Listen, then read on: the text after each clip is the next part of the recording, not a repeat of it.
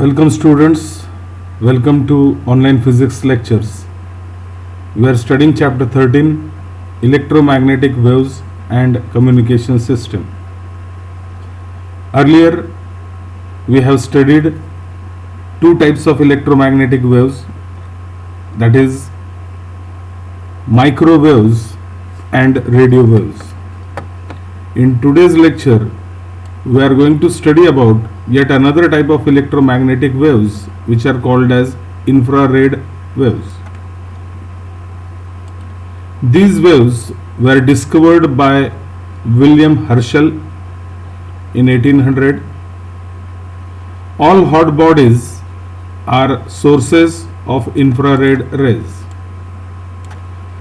About 60% of solar radiations are infrared in nature. Thermocouples, thermopile and bolometers are used to detect infrared rays. Infrared waves चा शोध William हर्शलने लावलेला आहे 1800 मध्ये. सर्व hot bodies हे infrared रेजचे sources असतात. सूर्यामध्ये सूर्य उष्ण आहे. सूर्यापासून जे रेडिएशन्स येतात त्यामधील 60% हा भाग इन्फ्रारेड रेजने व्यापलेला असतो आणि इन्फ्रारेड रेज डिटेक्ट करण्यासाठी थर्मोकपल्स, थर्मोपाइल्स आणि बोलोमीटर्स यांचा वापर केला जातो. इन्फ्रारेड रेजच्या properties. When infrared rays are incident on any object, the object gets heated. Infrared rays मध्ये हीट आहे, त्यामुळे कुठल्याही पदार्थावरती इन्फ्रारेड रेज पडल्यानंतर पदार्थ हीट होतो. These rays are strongly absorbed by glass. Glass infrared rays absorb करतात. They can penetrate through thick columns of fog, mist and cloud cover. Thick column of fog असेल, mist असेल किंवा cloud असेल, यामधनं या infrared raise सहजपणे penetrate होऊ शकतात. यांचा uses. They are used in remote sensing.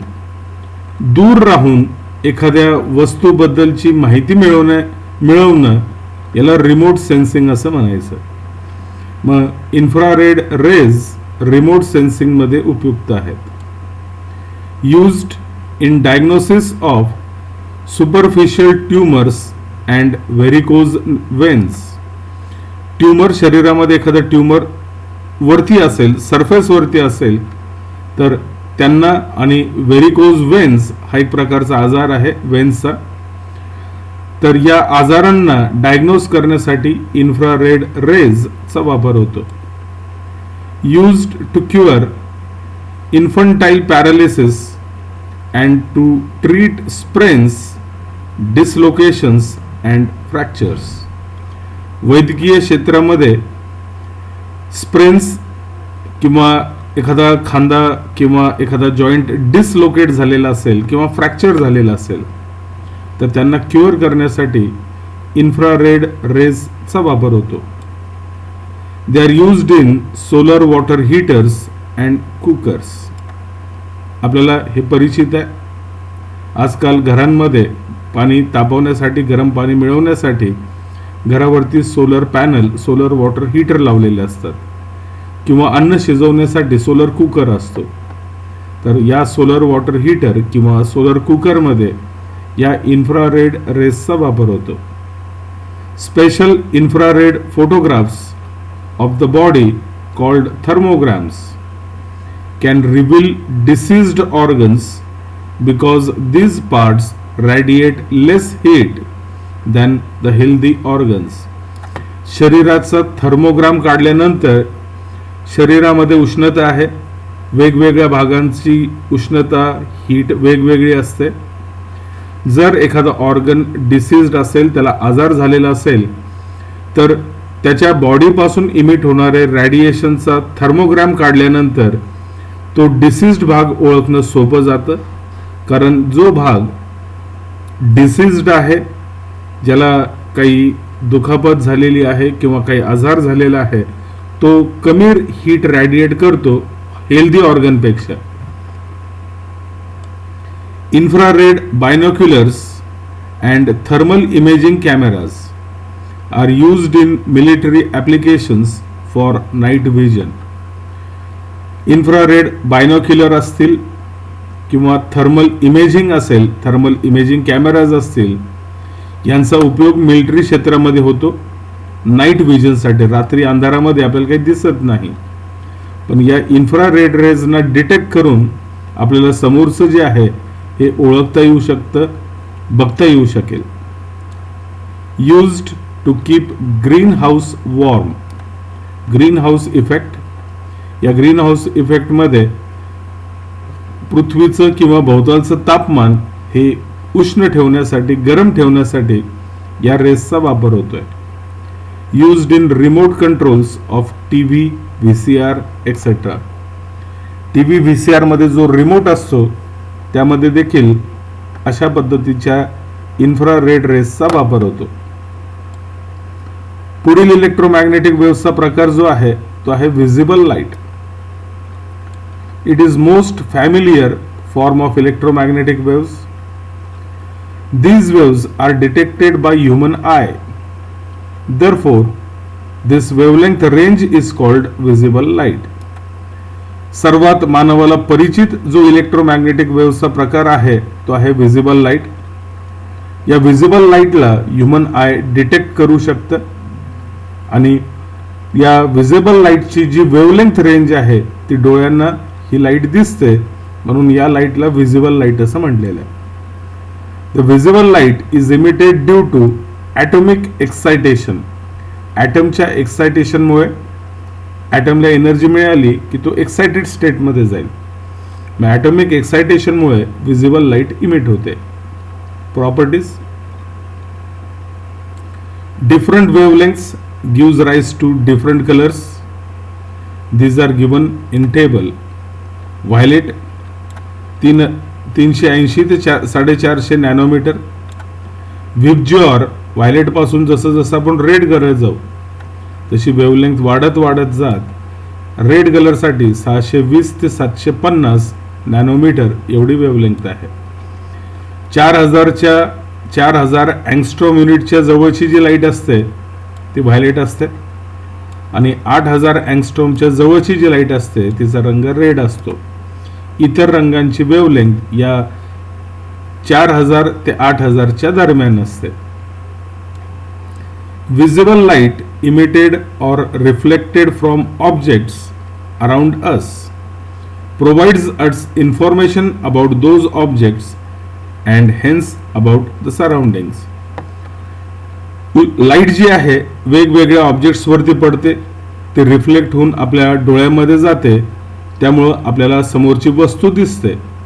मग ऑब्जेक्ट आणि त्याचा परिसर याबद्दलची माहिती जी आहे ही रिफ्लेक्टेड लाईट आपल्याला डोळ्यामध्ये गेल्यानंतर त्याबद्दलची इन्फॉर्मेशन आपल्याला मिळू शकते. पुढचा जो प्रकार आहे इलेक्ट्रोमॅग्नेटिक वेव्हचा तो आहे ultraviolet rays. Ultraviolet rays were discovered by J. Ritter in 1801. They can be produced by the mercury vapor lamp, electric spark and carbon arc lamp. रिटर या शास्त्रज्ञांनी अल्ट्राव्हायलेट रेजचा शोध लावलेला आहे. त्यांची निर्मिती जी आहे मर्क्युरी वेपर लॅम्प मध्ये अल्ट्राव्हायलेट रेज निर्माण होतात. इलेक्ट्रिक स्पार्क मध्ये अल्ट्राव्हायलेट रेज ची निर्मिती होते आणि carbon arc lamp. They can also be obtained by striking electrical discharge in hydrogen and xenon gas tubes. Hydrogen किंवा झिनॉन गॅस असणाऱ्या ज्या व्हॅक्यूम ट्यूब्स आहेत यांच्यामध्ये जेव्हा एखादं इलेक्ट्रिकल डिस्चार्ज घडेल, इलेक्ट्रिकल डिस्चार्ज जेव्हा या गॅसमध्ये स्ट्राईक करेल तेव्हा अल्ट्राव्हायलेट रेसची निर्मिती होते. The sun is most important natural source of ultraviolet rays, most of which are absorbed by the ozone layer in the Earth's atmosphere. सर्वात मोठा स्रोत अल्ट्राव्हायोलेट रेजचा सनलाईट आहे. या सनलाईटमध्ये जी काही लाईट येते आहे हिच्यामध्ये बराचसा भाग अल्ट्राव्हायोलेट रेजचा असतो. आपण बघितलं जवळपास 60% इन्फ्रारेड लाईट असते. त्यानंतर दुसरा भाग जो आहे तो आहे अल्ट्राव्हायोलेट रेज. अल्ट्राव्हायोलेट रेज बऱ्याचशा प्रमाणामध्ये ओझोन लेअर, पृथ्वीच्या भोवती जे काही ओझोन लेअर आहे या लेअरमध्ये बरेचसे अल्ट्राव्हायोलेट रेज ॲब्सॉर्ब होतात. Properties: they produce fluorescence in certain materials such as phosphors. Fluorescence म्हणजे चमकणं. जर अंधारामध्ये या रेज आपल्या डोळ्यांना दिसत नाही, पण अंधारामध्ये जर या विशिष्ट फॉस्फोरस वरती हे रेडिएशन्स पडले तर तो पदार्थ अंधारामध्ये देखील चमकतो. या प्रॉपर्टीला म्हणायचं आहे fluorescence. They cause photo electric effect. पदार्थांवरती हे रेडिएशन्स पडले, फोटो म्हणजे लाईट, इलेक्ट्रिक म्हणजे करंट. मग पदार्थांवरती हे रेडिएशन्स पडले, अल्ट्राव्हायोलेट रेडिएशन्स पडले की पदार्थामधून इलेक्ट्रॉन्स बाहेर पडतात आणि करंट फ्लो होतो. मग लाईटच्या ॲक्शनमुळे इलेक्ट्रॉन्स इमिट होतात आणि करंट मिळतो. या इफेक्टला म्हणायचं photo electric effect. They cannot pass through glass but can pass through quartz, fluorite, rock salt etcetera. हे रेडिएशन्स ग्लासमधनं पास होत नाही, पण क्वार्ट्ज, फ्लोराइट, रॉक सॉल्ट्स यामधनं हे रेडिएशन्स पास होऊ शकतात. They possess the property of synthesising vitamin D when skin is exposed to them. Vitamin D synthesise करणे, निर्माण करणे ही यांची प्रॉपर्टी आहे. जेव्हा स्किन या अल्ट्राव्हायोलेट रेजना एक्सपोज केले जातील तेव्हा त्या स्किनमध्ये विटॅमिन डी ची निर्मिती होऊ शकते. Uses: ultraviolet rays destroy germs and bacteria, hence they are used for sterilizing surgical instruments and for purification of water. Ultraviolet rays bacterias आणि जर्म्स डिस्ट्रॉय करतात, म्हणून त्यांचा वापर सर्जिकल इन्स्ट्रुमेंट्स, सर्जरी करताना जे इन्स्ट्रुमेंट्स वापरले जातात ते सर्जिकल इन्स्ट्रुमेंट्स स्टरिलायझेशन करण्यासाठी UV रेजचा वापर होतो. आणि पाण्याचं शुद्धीकरण करण्यासाठी, प्युरिफिकेशन ऑफ वॉटर यासाठी देखील UV रेजचा वापर होतोय. Used in burglar alarms and security system. बँकांमध्ये हे बर्गलर अलार्म असतात. तुम्ही काही चित्रपटांमध्ये बघितलेलं असेल की एखादा चोर एखाद्या तिजोरीकडे जाऊन चोरी करण्याचा प्रयत्न करत असतो, पण तो तिजोरीकडे जसं पोहोचतो तसं एक सायरन वाजतो आणि सिक्युरिटी गार्ड्स त्या तिजोरीकडे धावत येतात. या यंत्रणेला बर्गलर अलार्म असं म्हणायचं आहे. मग सिक्युरिटी सिस्टीम म्हणजे बर्गलर अलार्म यामध्ये देखील UV रेजचा वापर होतो. Use to distinguish real and fake gems. हिरे मोती जे आहेत हे खरे आहेत किंवा फेक म्हणजे डुप्लिकेट आहेत हे ओळखण्यासाठी या UV रेजचा वापर होतो. Used in analysis of chemical compound. Chemical compounds जे आहेत यांचं पृथक्करण ॲनालिसिस करण्यासाठी UV रेजचा वापर होतो. Used to detect forgery. Forgery detect करण्याचं, फोर्जरी म्हणजे त्याला काय म्हणता येईल, फसवणूक करणं, एखादी फसवणूक करणं, याला फोर्जरी असं म्हणायचं. फोर्जरी डिटेक्ट करण्यासाठी या UV रेजचा वापर केला जाऊ शकेल.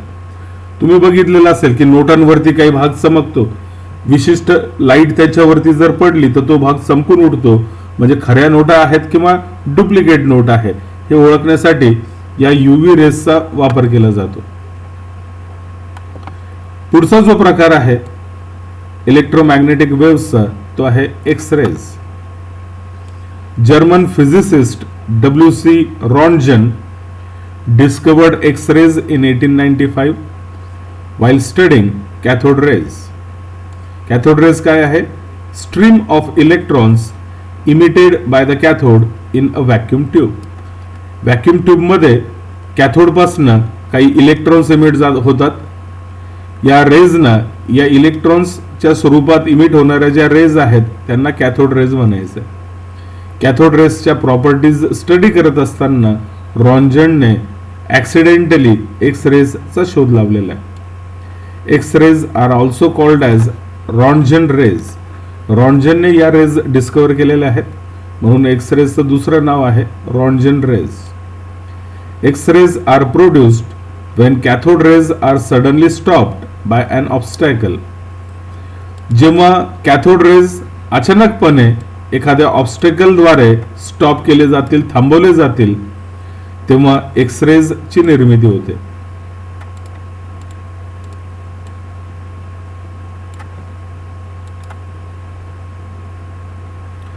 एक्स रेज च्या properties. They are high energy electromagnetic waves. Energy यांच्यामध्ये सर्वात जास्त असते. They are not deflected by electric and magnetic fields. यांच्यावरती कुठलाही चार्ज नाही म्हणून इलेक्ट्रिक फील्ड किंवा मॅग्नेटिक फील्डद्वारे ते डिफ्लेक्ट होत नाही. X rays ionise the gases through which they pass. X rays मध्ये आयोनायझेशन घडवण्याची क्षमता आहे. एखाद्या गॅसमधनं एक्स रेज गेले की त्या गॅसचे जे ॲटम्स आहेत त्यांचं विभाजन पॉझिटिव्ह आणि निगेटिव्ह आयन्स मध्ये होऊ शकेल. They have high penetrating power. Penetrating power अत्यंत जास्त असते. Their overdose can kill living plant and animal tissues and hence are harmful. जर एक्स रेजचा डोज क्षमतेपेक्षा जास्त प्रमाणाने झाला तर प्लांट आणि ॲनिमल टिश्यूज जे आहेत त्यांना डिस्ट्रॉय करण्याची क्षमता त्यांच्यामध्ये आहे म्हणून ते हार्मफुल देखील आहे. एक्स रेजचा उपयोग useful in the study of the structure of crystals. कुठल्याही क्रिस्टलचं स्ट्रक्चर स्टडी करण्यासाठी या एक्स रेजचा वापर होतो. X ray photographs are useful to detect bone fracture. X-rays have many other medical uses such as CT scan. शरीरामध्ये bone fracture जर असेल तर ते डिटेक्ट करण्यासाठी एक्सरेचा वापर होतो आणि CT स्कॅन या CT स्कॅन मध्ये देखील एक्सरेचा वापर होतो. X rays are used to detect flaws and cracks in metals. मेटलच्या आतमध्ये काही फ्लॉज म्हणजे काही कॅव्हिटीज किंवा कुठं क्रॅक असेल तर ते फ्लॉज आणि क्रॅक्स डिटेक्ट करण्यासाठी एक्स रेजचा वापर होतो. They are used for detection of explosives, OPM etcetera. Explosives आहेत. अतिरेकी लोक हे बरेचसे जे काही घटक असतात एक्सप्लोड करणारे, बॉम्ब्स असतील, जिलेटिन असेल, तर अशा पद्धतीचे एक्सप्लोजिव्स जे आहेत ज्यामुळे जीविताला हानी होऊ शकेल, एखाद्या शहराला नुकसान पोहोचू शकेल, असे एक्सप्लोजिव्स डिटेक्ट करण्यासाठी या एक्स रेजचा वापर होतो. ओपीएम म्हणजे चरस गांजा जे इंटरनॅशनली बँड आहे. हे वापरणं गुन्हा आहे. याच्यावरती गव्हर्नमेंटचा कंट्रोल आहे आणि विशिष्ट औषधांमध्येच हे अलाउड आहे. त्या व्यतिरिक्त या पदार्थांचं ओपीएमचं सेवन हे कायद्याने जे आहे हे परमिसिबल नाही, अलाउड नाही. मग असा ओपीएम जर कुठं असेल तर हे ओपीएम डिटेक्ट करण्यासाठी या एक्सरेजचा वापर होतो. इलेक्ट्रोमॅग्नेटिक वेव्हचा शेवटचा प्रकार जो आहे तो आहे gamma rays. Gamma rays were discovered by P. Villard in 1900. Gamma rays are emitted from the nuclei of some radioactive elements such as uranium, radium, etc. काही रेडिओ ॲक्टिव्ह पदार्थांचे जे न्यूक्लियस आहेत यांच्यापासून गॅमा रेसची निर्मिती होते. उदाहरणार्थ युरॅनियम आणि radium. Properties, they are highest energy electromagnetic waves. Energy range kilo electron volt to giga electron volt. या सर्व इलेक्ट्रोमॅग्नेटिक वेव्स पैकी सर्वात जास्त एनर्जी कॅरी करणारे जे रेडिएशन्स आहेत ते गॅमा रेज आहेत. They are highly penetrating. They have small ionising power. They kill living cells. Uses: used as insecticides, disinfection for wheat and flour. Wheat आणि फ्लोर. फ्लोर म्हणजे पीठ. व्हीट यांच्या डिसइन्फेक्शनसाठी insecticide म्हणून या गॅमा रेसचा वापर होतो. Used for food preservation. Food, अन्न जे आहे प्रिझर्व करण्यासाठी या गॅमा रेसचा वापर होतो. Used in radiotherapy for the treatment of cancer and tumours. शरीरामधील कॅन्सर किंवा ट्युमर ट्रीट करण्यासाठी रेडिओथेरपीमध्ये या गॅमा रेसचा वापर होतो. They are used to produce nuclear reactions. Nuclear reaction घडवण्यासाठी प्रचंड प्रमाणामध्ये ऊर्जेची गरज असते. मग ही ऊर्जा गॅमा रेज पासून घेऊन या या न्यूक्लिअर रिॲक्शन्स घडवण्यासाठी या रेजचा वापर होतो. आपण इलेक्ट्रोमॅग्नेटिक वेव्सचे अनेक प्रकार बघितले. त्यामध्ये आपण बघितलं radio waves, microwaves, infrared waves, visible light, ultraviolet light, X rays आणि गॅमा रेज. यांची थोडक्यात आपण माहिती घेतली. शोध कुणी लावला, कशा निर्माण होतात, त्यांच्या प्रत्येकी 4-5 प्रॉपर्टीज आणि प्रत्येकी 4-5 युजेस. यावरती आधारित 2 मार्काचा प्रश्न निर्माण होऊ शकेल. 2 किंवा 3 मार्कासाठी राईट शॉर्ट नोट ऑन अमुक अमुक इलेक्ट्रोमॅग्नेटिक वेव्स, किंवा 2 मार्कासाठी स्टेट द प्रॉपर्टीज किंवा स्टेट द युजेस ऑफ एक अमुक अमुक इलेक्ट्रोमॅग्नेटिक वेव्स यांच्या प्रॉपर्टीज सांगा, त्यांचे युजेस सांगा. प्रत्येक मुद्द्याला अर्धा मार्क असेल. 4 मुद्दे 2 मार्कासाठी अर्धा अर्धा करून 2 मार्कासाठी प्रश्न निर्माण होऊ शकेल. पुढचा भाग आहे propagation of electromagnetic waves. You must have seen TV antenna used to receive the TV signals from transmitting tower or from a satellite. आपल्या घरामध्ये टीव्ही पाहण्यासाठी आपण घरावरती टीव्ही अँटेना लावतो. हा टीव्ही अँटेना ट्रान्समिटिंग स्टेशन किंवा सॅटेलाइट पासून जे सिग्नल येत आहे त्याला कॅप्चर करण्यासाठी हे अँटेना वापरले जातात. In communication using radio waves, an antenna in the transmitter radiates the electromagnetic waves which travel through space and reach the receiving antenna at the other end. Communication system मध्ये radio waves जे आहेत हे transmitting antenna पासून रॅडिएट केले जातात, emit केले जातात. या इलेक्ट्रोमॅग्नेटिक वेव्स स्पेस मधनं ट्रॅव्हल करतात आणि दुसऱ्या टोकाला जो काही रिसिव्हिंग अँटेना आहे या रिसिव्हिंग अँटेनाकडे या इलेक्ट्रोमॅग्नेटिक वेव्स पोहोचतात. As the electromagnetic waves travel away from the transmitter, the strength of the waves keeps on decreasing.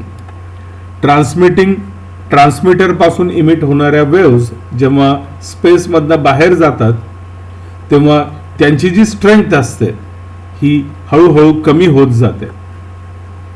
Several factors influence the propagation of electromagnetic waves and the path they follow. अनेक घटक आहेत जे electromagnetic waves कसे propagate होतील, electromagnetic waves कुठल्या मार्गाने propagate होतील हे ठरवणारे अनेक फॅक्टर्स आहेत, अनेक घटक आहेत. हे घटक त्या इलेक्ट्रोमॅग्नेटिक वेव्हचं प्रोपगेशन आणि पाथ वरती परिणाम घडवतात, म्हणजे इन्फ्लुएन्स करतात. It is also important to understand the composition of earth's atmosphere as it plays a vital role in the propagation of electromagnetic waves. पृथ्वीच्या भोवतालचं जे ॲटमॉस्फिअर आहे त्याचं कंपोजिशन आपल्याला माहीत असणं, स्टडी करणं आवश्यक आहे. कारण हे जे ॲटमॉस्फिअर आहे हे ॲटमॉस्फिअर इलेक्ट्रोमॅग्नेटिक वेव्सच्या प्रोपगेशनमध्ये एक महत्त्वाचा रोल बजावतात. Different layers of earth's atmosphere are shown in figure. अर्थचं जे ॲटमॉस्फिअर आहे याचे वेगवेगळे लेयर्स जे आहेत हे या आकृतीमध्ये दाखवलेले आहेत. अर्थ आहे, अर्थच्या भोवती साधारणतः अर्थच्या सरफेस पासनं साधारणतः 10,000 किलोमीटर अंतरापर्यंत पृथ्वीचं वातावरण आहे. या वातावरणाचे काही भाग केलेले आहेत. ट्रोपोस्फिअर, स्ट्रॅटोस्फिअर, मेसोस्फिअर, थर्मोस्फिअर आणि एक्झोस्फिअर. प्रामुख्याने पृथ्वीचं जे ॲटमॉस्फिअर आहे हे आपण 690 म्हणजे जवळपास 700 किलोमीटरपर्यंत हे पृथ्वीच्या भोवतालचं ॲटमॉस्फिअर आपल्याला उपयोगी पडेल. त्याच्या पुढचा भाग जो आहे तो तितका फारसा काही उपयोगाचा नाही, एक्झोस्फिअर. मग अर्थचं जे ॲटमॉस्फिअर आहे त्याचे 5 भाग केलेले आहेत. ट्रोपोस्फिअर, स्ट्रॅटोस्फिअर, मेसोस्फिअर, थर्मोस्फिअर आणि एक्झोस्फिअर. Different modes of propagation of electromagnetic waves are described below and shown in figure. Electromagnetic वेव्सचं प्रोपगेशन वेगवेगळ्या मार्गाने जे काही घडणार आहे त्यांना डिस्क्राईब करण्यासाठी काही फिगरमध्ये, डायग्रॅममध्ये आपण ड्रॉ केलेला आहे. इथे बघा एक अँटिना आहे, तो वेव्ज ट्रान्समिट करेल म्हणून त्याला ट्रान्समिटिंग अँटिना म्हटलेलं आहे. इथून बाहेर पडणारं सिग्नल इलेक्ट्रोमॅग्नेटिक वेव्स लांब अंतरावरती एका दुसऱ्या अँटिनाकडे जाऊन ते रिसीव्ह केलं जात आहे. हा अँटिना इलेक्ट्रोमॅग्नेटिक वेव्स म्हणजे सिग्नल रिसीव्ह करतो, म्हणून याला म्हणायचं रिसिव्हिंग अँटिना, रिसिव्हिंग एरियल. जर इन्फॉर्मेशन ट्रान्समिटिंग अँटिनापासून रिसिव्हिंग अँटिनाकडे पृथ्वीच्या सरफेसवरनं ट्रान्सफर होत असेल, म्हणजे या मार्गाने, तर अशा पद्धतीचं कम्युनिकेशन जे आहे याला म्हणायचं सरफेस वेव्ह किंवा ग्राउंड वेव्ह. जर इन्फॉर्मेशन ट्रान्समिटिंग अँटिनापासून रिसिव्हिंग अँटिनाकडे जर डायरेक्टली जात असेल किंवा पृथ्वीवरती पडून रिफ्लेक्ट होऊन ती त्या रिसिव्हिंग अँटिनाकडे जात असेल किंवा अगदी कमी उंचीवरनं ट्रान्समिटिंग अँटिनापासून ती रिसिव्हिंग अँटिनाकडे जर ती जात असेल, तर अशा पद्धतीच्या कम्युनिकेशनला म्हणायचं स्पेस वेव्ह कम्युनिकेशन. जर इलेक्ट्रोमॅग्नेटिक वेव्स म्हणजेच इन्फॉर्मेशन किंवा सिग्नल खूप वरती जाऊन तिथून रिफ्लेक्ट होऊन जर ती रिसिव्हिंग अँटिनाकडे पोहोचत असेल, उदाहरणार्थ सॅटेलाइटमधून किंवा आयनोस्फिअरमधनं, तर अशा पद्धतीचं जे कम्युनिकेशन आहे त्याला म्हणायचं आहे स्काय वेव्ह कम्युनिकेशन. मग इन्फॉर्मेशन एका ठिकाणाहून दुसऱ्या ठिकाणी म्हणजे ट्रान्समिटिंग अँटिनापासून रिसिव्हिंग अँटिनाकडे पोहोचण्यासाठी 3 प्रकार आहेत. इन्फॉर्मेशन सरफेसवरनं जात असेल तर सरफेस वेव्ह. जर इन्फॉर्मेशन डायरेक्टली किंवा अगदी कमी हाईटपासून या सिग्नलचं रिफ्लेक्शन होऊन हाईटपासून किंवा पृथ्वीच्या सरफेसपासून रिफ्लेक्शन घडून जर त्या वेव्ज रिसिव्हिंग अँटिनाकडे पोहोचत असतील तर स्पेस वेव्ह. आणि खूप उंचावरती म्हणजे स्कायमधून जर रिफ्लेक्ट होऊन त्या रिसिव्हिंग अँटिनाकडे पोहोचत असतील तर या कम्युनिकेशनला स्काय वेव्ह कम्युनिकेशन असं म्हणायचं. इथं पृथ्वीच्या ॲटमॉस्फिअरमध्ये बघा, ट्रोपोस्फिअर पृथ्वीच्या सरफेस पासून 20 किलोमीटर पर्यंतचा जो थर आहे हा ट्रोपोस्फिअरचा आहे. 20 किलोमीटर पासून साधारणतः 50 किलोमीटरचा जो लेअरचा भाग आहे त्याला स्ट्रॅटोस्फिअर म्हणायचं आहे. ओझोन लेअर या स्ट्रॅटोस्फिअर मध्ये उपस्थित असते. 50 पासून 85 किलोमीटर पर्यंतचा जो थर आहे त्याला मेसोस्फिअर म्हणायचं. आणि सगळ्यात बाहेरचा भाग जो आहे जो तापमान जास्त आहे म्हणून इथं याला थर्मोस्फिअर म्हटलेलं आहे, कारण या लेअरचं तापमान सर्वात जास्त आहे. या भागाची एअर असते ती आयोनाइज्ड असते म्हणून थर्मोस्फिअरला दुसरं नाव आयनोस्फिअर पण आहे. आणि या सगळ्यात बाहेरचा जो वातावरणाचा भाग आहे त्याला एक्झोस्फिअर असं म्हटलेलं आहे. प्रथम कम्युनिकेशनचा पहिला प्रकार बघू. ग्राउंड म्हणजेच सरफेस वेव्ह. इथं बघा, इन्फॉर्मेशन ट्रान्समिटिंग अँटिना पासून रिसिव्हिंग अँटिनाकडे पृथ्वीच्या सरफेसवरनं चाललेली आहे. So when radio wave from transmitting antenna propagates near the surface of the earth so as to reach the receiving antenna, the wave propagation is called ground wave or surface wave propagation. Information म्हणजेच signal transmitting antenna पासून receiving antenna कडे पृथ्वीच्या सरफेसच्या जवळून जाणार आहे. Propagates near the surface of the earth. मग अशा कम्युनिकेशनला म्हणायचं आहे ग्राउंड वेव्ह और surface wave propagation. In this mode radio waves travel close to the surface of the earth and move along the curved surface from transmitter to receiver. पृथ्वीचा surface curved आहे त्यामुळे ही जी information आहे या ज्या radio waves आहेत हे surface वरून या कर्व्ड मार्गाने जात आहेत. The radio waves induce currents in the ground and lose their energy by absorption. या वेव्स जेव्हा पृथ्वीच्या सरफेसवरनं जातात तेव्हा पृथ्वीच्या सरफेसवरती ते करंट्स निर्माण करतात, करंट्स इंड्यूस करतात आणि त्यामुळे त्यांची एनर्जी कमी होते.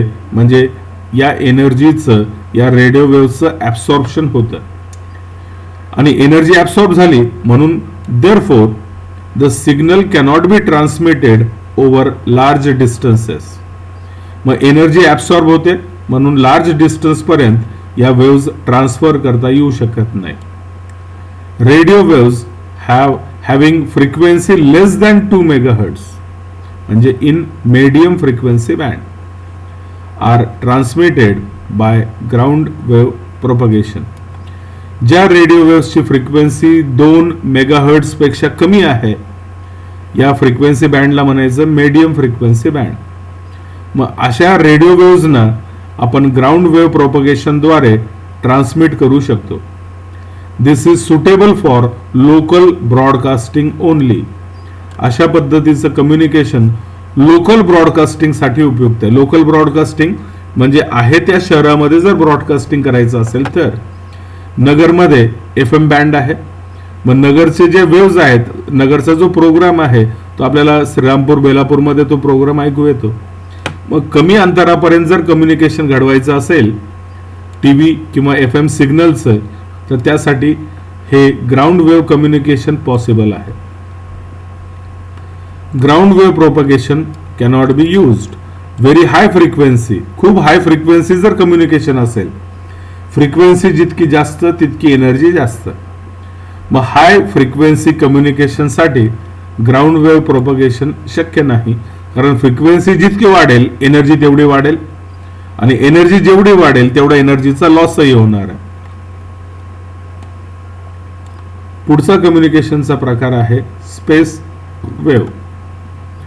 When the radio waves from transmitting antenna reach the receiving antenna either directly along a straight line म्हणजेच line of sight or after reflection from the ground or satellite or after reflection from troposphere, the wave propagation is called space wave propagation.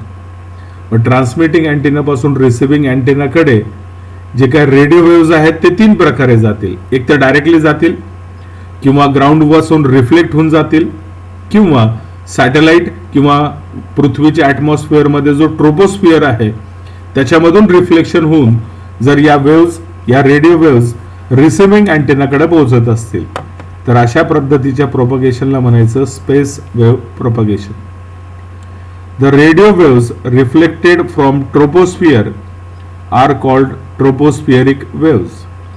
ट्रोपोस्फिअर पासून ज्या waves reflect होतात त्यांना ट्रोपोस्फिअरिक waves असं म्हणायचं.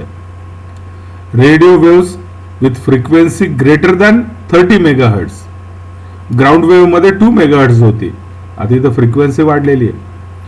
मग radio waves with frequency greater than 30 megahertz can pass through ionosphere. 60 ते 1000 किलोमीटरचा जो भाग आहे आयनोस्फिअर. मग 30 मेगाहर्ट्झ पेक्षा जास्त फ्रिक्वेन्सी असणाऱ्या वेव्हज, रेडिओ वेव्हज हे आयनोस्फिअर मधनं जाऊ शकतात after suffering small deviation. Hence these waves cannot be transmitted by space wave propagation except by using satellite.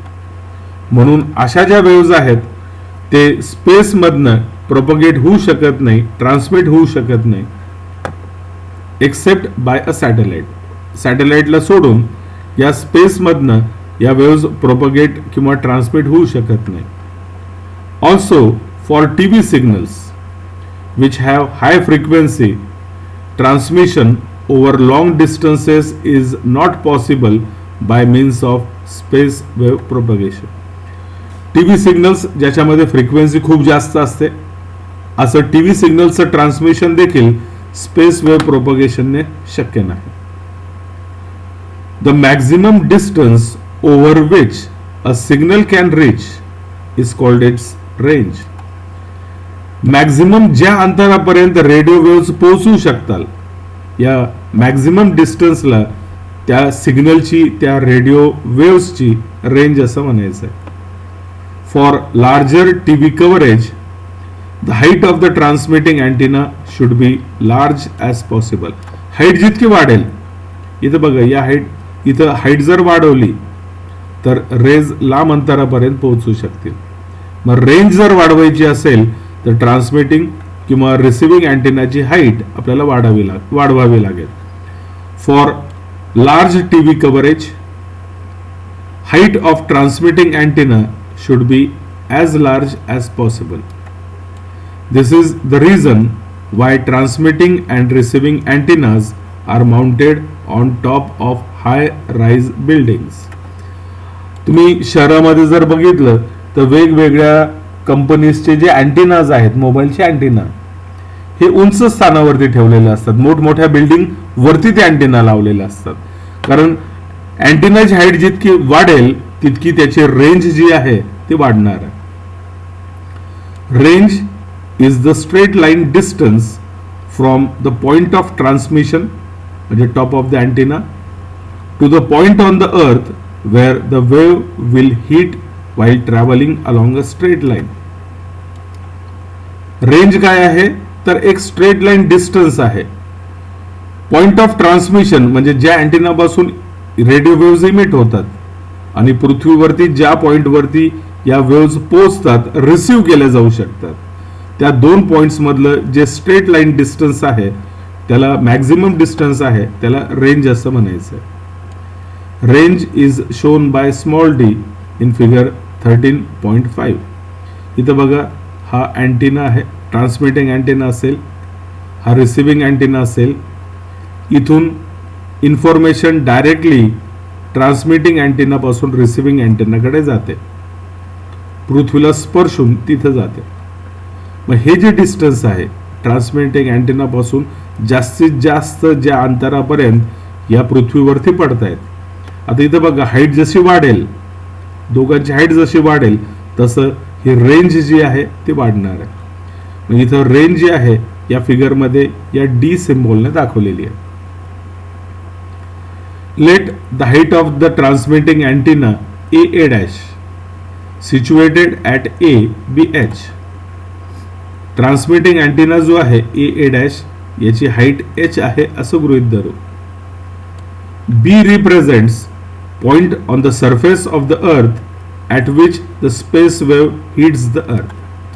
B हा पृथ्वीच्या सरफेसवरचा असा एक पॉइंट आहे की जिथं ट्रान्समिटिंग अँटेनापासून निघणाऱ्या रेडिओ वेव्हज पृथ्वीवरती आढळतात. हे मॅक्झिमम डिस्टन्स, या रेज इथं पण पडतील पण जास्तीत जास्त इथपर्यंत पोहोचू शकतील. मग हे जे मॅक्झिमम डिस्टन्स आहे पृथ्वीवरचं ते बी पॉइंटने दाखवलेलं आहे. The triangle O A dash B is a right angled triangle. From triangle O A dash B we can write. हा ओ ए डॅश आणि बी हा राईट अँगल ट्रायंगल आहे आणि या राईट अँगल ट्रायंगलमध्ये आपण पायथागोरस थेरम जर वापरला तर हा कोण 90चा आहे. So A dash O square is equal to A dash B square plus O B square. O A dash square is equal to A dash B square plus O B square. म्हणजेच आता इथून इथपर्यंतचा अंतर म्हणजे पृथ्वीचे radius plus या पॉईंटपर्यंत अँटेनाची height h आहे. So R plus H bracket square is equal to हे अंतर d आहे d स्क्वेअर, हे अंतर r आहे प्लस r स्क्वेअर. सिम्प्लिफाय केलं r प्लस एच स्क्वेअर म्हणजे r square plus H square plus 2rh is equal to d square plus r square. h r पेक्षा खूप लहान आहे म्हणून या इक्वेशन मध्ये higher power term h square खूप लहान होईल. h लहान आहे त्याचा वर्ग केला तर तो आणखीन लहान होईल म्हणून त्याला आपण इग्नोर करतो आहे, निग्लेक्ट करतो आहे. h स्क्वेअर निग्लेक्ट केला, r स्क्वेअर आणि r स्क्वेअर वजाबाकी 0 म्हणजे d स्क्वेअर ची किंमत मिळाली ट्वाइस rh. सो d ची किंमत √2rh. या इक्वेशन वरनं हे स्पष्ट होत आहे the range can be increased by mounting receiver at a height h, say at point C on the surface of the earth. The range increases to d plus d dash where d dash is root of twice rh. Range जर वाढवायची असेल तर आपल्याला height वाढवावी लागेल. जशी जशी ही height वाढेल तशी रेंज जी आहे ती वाढत जाईल. रेंज आता वाढवायची, पूर्वी रेंज डी आहे ती वाढवायची आहे, डी प्लस डी डॅश करायची आहे. डी डॅशची किंमत √2rh एवढी आहे. मग ही रेंज एवढी वाढवायची असेल तर आपल्याला हाईट जी आहे एच डॅश एवढ्या प्रमाणाने हाईट वाढवली तर रेंज डी डॅश प्रमाणाने वाढेल आणि डी डॅशची किंमत किती असेल √2rh. दस टोटल रेंज किती होईल, हे अंतर d आहे प्लस डी डॅश प्रमाणाने ती वाढवायची आहे. हे जेवढं अंतर आहे तेवढंच अंतर अजून इथं वाढवायचं आहे. मग टोटल रेंज किती झाली इथून d प्लस डी डॅश. त्यासाठी इथं रिसिव्हिंग अँटेना जो आहे त्याची हाईट आपण ठेवली h डॅश. मग या h डॅशची किंमत range d plus D dash करायची असेल तर अंतर किती पाहिजे आहे √2rh प्लस √2rh डॅश.